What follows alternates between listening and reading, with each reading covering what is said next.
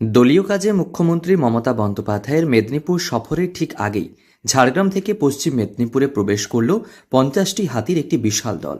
আর সেই হাতির সামনে পড়ে বৃহস্পতিবার রাত্রে কার্যত মৃত্যুর মুখ থেকে ফিরে এলেন 3 যুবক।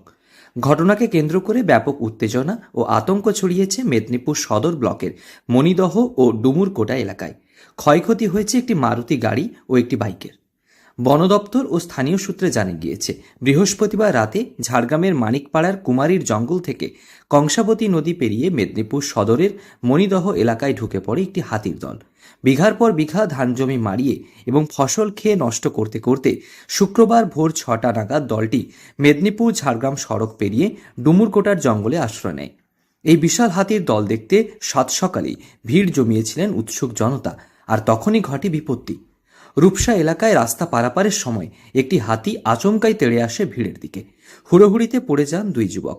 প্রত্যক্ষদর্শীরা জানিয়েছেন, এক যুবক ধান জমিতে গড়িয়ে কোনো রকমে আত্মরক্ষা করলেও অন্যজনের একেবারে উপর দিয়ে হেঁটে চলে যায় হাতিটি। তবে আশ্চর্যজনকভাবে ওই যুবকের গায়ে পা না দিয়ে তাকে ডিঙিয়ে চলে যায় গজরাজ। সেই সময় একটি মারুতি ও একটি ইকো গাড়ি ভাঙচুর করে হাতিটি।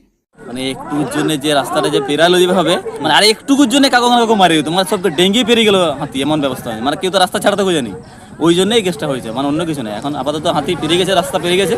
কি কি ঘটনা ঘটলো এইখানে ওই গাড়ি একটা ভেঙে দিয়েছে, আর একটা মোটরসাইকেলকে ভেঙেছে, আর দুজন ছিল তার জমিতে ঝাম মেরে পেরিয়ে গেছে। একজনকে কজন পড়েছে?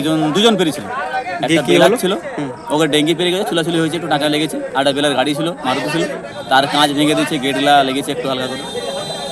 আপাতত রাস্তা পেরিয়ে চলে যায়। হাতিগুলো কোন দিয়ে গেল? ডানমারি দিয়ে। কতগুলো হাতি আছে? প্রায় 40-45টা। মেঠো পথে পড়ে থাকা একটি মোটর বাইকও দুমড়ে মুচড়ে দেয়। প্রাণে বাঁচতে ওই যুবক পাশের জমিতে ঝাঁপ দেন। অল্পের জন্য 3 জনের প্রাণ রক্ষা হয়। এই ঘটনায় রীতিমতো ক্ষুব্ধ বন দপ্তর।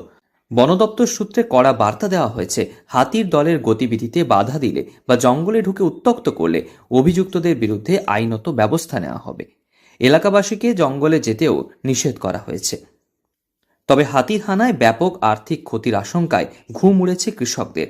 মুখ্যমন্ত্রী সফরের মুখে এই হাতি বিভ্রাট প্রশাসনের কপালেও চিন্তার ভাঁজ ফেলেছে। জঙ্গলে কড়া নজরদারি চালাচ্ছে বন দপ্তর। পশ্চিম মেদিনীপুর থেকে রঞ্জন চন্দ্রের রিপোর্ট, লোকাল 18 বাংলা।